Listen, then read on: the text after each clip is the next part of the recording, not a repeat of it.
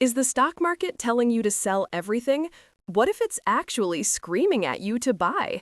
Today, I'm going to show you why the recent 7% drop in Domino's Pizza might be a huge opportunity, and I'll also reveal 6 other giant companies that are trading at bargain prices for reasons that have nothing to do with their actual business. Domino's is near its 52-week low, but the company plans to open thousands of new stores and has a secret weapon that has consistently boosted its earnings. Stick with me to find out what it is and see my price target. Let's start with Domino's. The stock is down, and the reason is pretty simple. Consumer spending is weak. With high interest rates and inflation, people are cutting back on discretionary items like ordering pizza.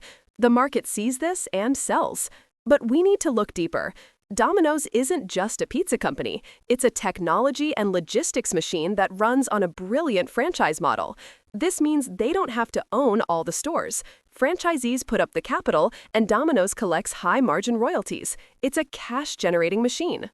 And they are not slowing down. The company has ambitious plans to grow from around 20,000 stores to over 25,000 in the coming years. That's a clear sign of management's confidence. Now for their secret weapon, aggressive share buybacks. Let me explain what that is in one sentence. The company uses its profits to buy its own shares, which reduces the total number available and makes each remaining share more valuable. This has been a massive driver of their earnings per share growth over the years. Even Warren Buffett's Berkshire Hathaway has been an investor. So what's it worth? Using my valuation template, I see a potential upside of 40% to 60%. My conservative price target is around $450, with a more optimistic case reaching $500. This drop looks like an opportunity to me. But be careful. If you can't handle significant price drops, this stock isn't for you. The market could keep punishing it in the short term. If you're getting value from this deep dive, take a second to subscribe to the channel. It's free, and it ensures you don't miss the next analysis. Domino's is a perfect example of a theme I'm seeing everywhere right now: great companies being punished for temporary problems. These are businesses with a strong competitive advantage, or what we call a moat, that are on sale. Let's look at another one, United Health. The stock is getting hammered because of fears about government regulation, but the market is missing the real story, its Optum division. Optum is a high-growth, high-margin health services and technology business. It's the engine of the company, and it's firing on all cylinders. I believe the stock will recover to over $500 within a year. Next up, Thermo Fisher. This company is like the one selling picks and shovels during a gold rush, but for the biotech industry. Their clients simply bought too much stuff during the pandemic and are now working through that excess inventory. This is a temporary slowdown, not a broken business.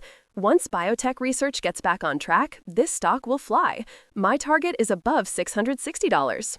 And what about UPS? Yes, their new union contract is expensive. That's a one-time shock to the system.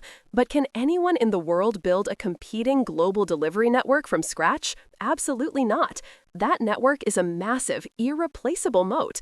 Once the logistics cycle turns, demand will come roaring back. This stock could have over 100% upside, back to 130 or more. And I have 2 more consumer giants for you, one of which might be the most misunderstood opportunity on the market today. First, Target.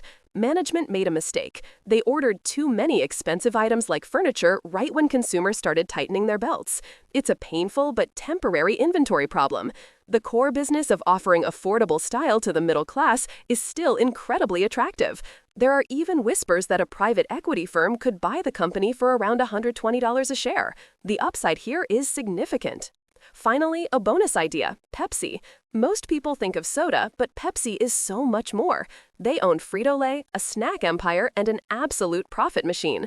In a recession, you might skip a new car, but you'll probably still buy Doritos. Pepsi is tremendously undervalued, and they could unlock billions by separating their businesses.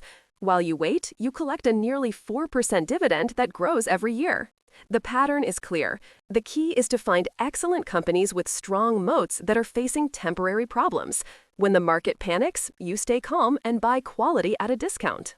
But don't just take my word for it. Do your own research. Read the company's 10K filings and build your own conviction. That's the real secret to success. Because investing isn't about timing the bottom perfectly. It's about buying great businesses and having the patience to let them work for you. And always remember, the best investment you can ever make is the time you spend with the people you love. If this video helped you see the market differently, hit that subscribe button. Now I want to hear from you. Which of these companies are you watching? Let me know in the comments below.